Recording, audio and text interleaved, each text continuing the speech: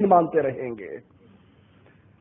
تبلیغی جماعت کے بہت بڑے عالم مولانا طارق جمیل، ان کی ایک ویڈیو دیکھنے کا اتفاق ہوا، ان کی ایک تقریر سننے کا اتفاق ہوا، میرے پاس موجود ہے، آپ بھی دیکھیے، ہم نے تو دیکھی اور روئے، آپ بھی دیکھو اور سنیت کی غیرت کے مر جانے پر کرو، آپ بھی دیکھو اور اپنے دل سے اصحاب محمد کی محبت کو نہ مٹاؤ، کہ جس کے دل میں محمد کے صحابہ کی محبت نہیں رہتی وہاں پر ایمان بھی نہیں رہتا۔ ایمان اسی دل میں جگہ پکڑتا ہے جس دل میں ابو بکر، عمر، عثمان و علی، عائشہ، حفصہ، معاویہ، ابو سفیان، حسن اور حسین، زینب اور ام کلثوم کی محبت جاگتی ہے۔ وہ کہتے ہیں، مولانا طارق جمیل صاحب کہتے ہیں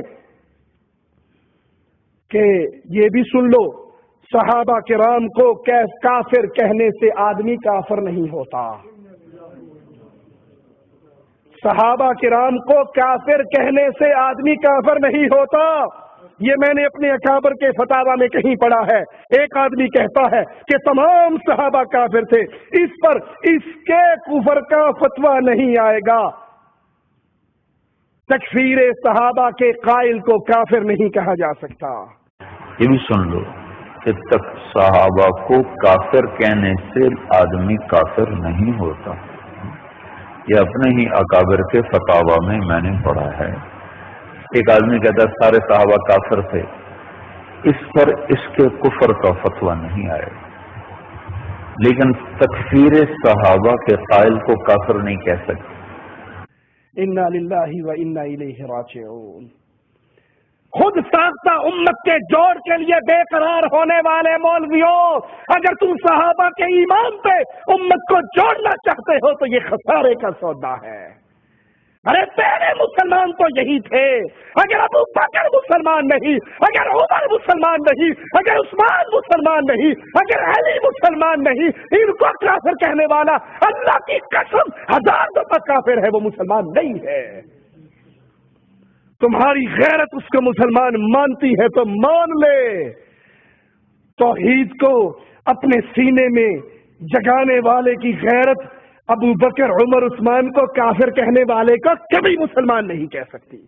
جاؤ ہماری روح اور جسم کے رشتوں کو توڑ دو، جاؤ ہماری ہڈیوں اور گوشت کو جدا کر دو، جاؤ ہمیں زندگی سے موت کا جام پلا دو، دھرتی کے اوپر سے دھرتی کے نیچے دفن کر دو، ابو بکر، عمر، عثمان کو کافر کہنے والے کو پھر بھی مسلمان نہیں مانتے۔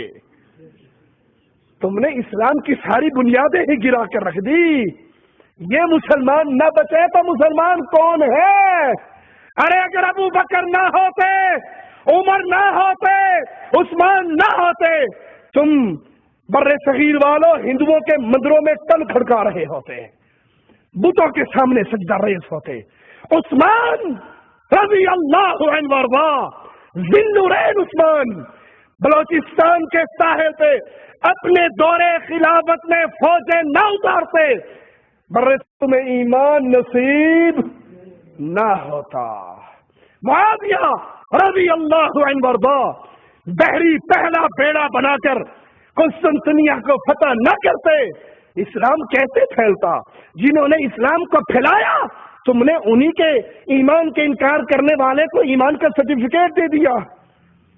یہ صرف اس لیے کہ تاکہ تمہارے چلے چلتے رہیں، تمہاری محبتیں چلتے رہیں، ہر کوئی کہے جی بڑے بے ضرر ہے، کسی کو کچھ نہیں کہتے، یہ بے غیرتی ہے۔ یہ ایمان ہمیں قرآن اس کے خلاف درس دیتا ہے، جذبات میں نہیں کہہ رہا ہوں، اپنے پاس سے نہیں کہہ رہا ہوں، آؤ محمد کریم پہ نازل ہونے والا رب کا کلام سناؤں۔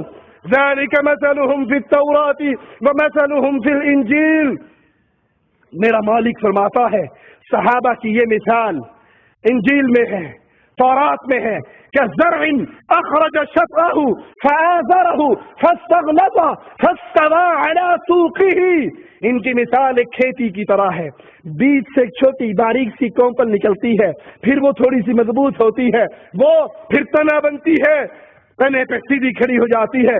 یعجب الزراع، کسان اس کھیتی کا رکھوالا اپنی لہلہاتی مضبوط ہوتی کھیتی کو دیکھ کر خوش ہوتا ہے۔